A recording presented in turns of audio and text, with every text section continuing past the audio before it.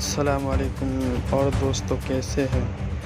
آج آپ کو ایک ایسا واقعہ سنانے والا ہوں جس سے آپ کو بھی کچھ سبق ملے گا۔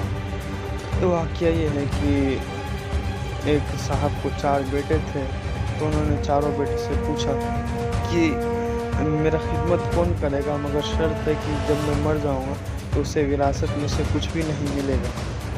تو چاروں بیٹوں میں سے 3 بیٹا جو ہے منع کر دیا کہ میں نہیں کروں گا، مجھے کچھ ملے گا ہی نہیں، اور ایک بیٹا جو ہے قبول کیا کہ ہاں میں کروں گا۔ تو شرط کے مطابق کیا۔ جب ان کے والد صاحب کا انتقال ہو گیا تو انہوں نے کچھ بھی نہیں لیا اور چلے گئے سب چھوڑ کر۔ جب چلے گئے سب چھوڑ کر تو ان کو رات میں خواب میں آیا کہ ایک جگہ پہ 5 موتی ہے، تم جا کے لے لو۔ تو انہوں نے خواب میں ہی پوچھا کہ کیا اس میں برکت بھی ہے یا نہیں؟ تو خواب میں بتایا گیا نہیں۔ تو پھر انہوں نے صبح اپنے بیوی کو یہ واقعہ سنایا، اور پھر ان کی بیوی نے کہا کہ ٹھیک ہے لے لو، تو انہوں نے نہیں لیا۔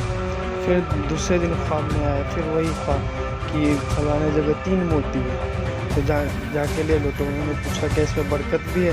تو انہوں نے کہا نہیں، اس میں برکت نہیں ہے۔ تو انہوں نے پھر صبح بیوی کو واقعہ سنایا اور پھر واپس چلے گئے۔ اور اسی طرح تیسرے دن بھی خواب میں آیا تو پوچھا کہ کتنی موتی ہے؟ تو بتایا گیا کہ 1 موتی ہے۔ تو انہوں نے کہا اس میں برکت ہے یا نہیں؟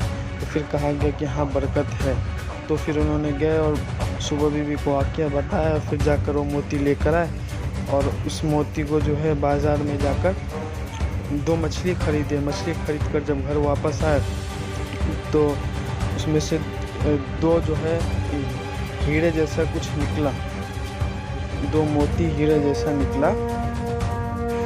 جب اس میں سے 2 موتی ہیرے جیسا نکلا تو انہوں نے جا کے بازار میں بیچنے کی کوشش کی۔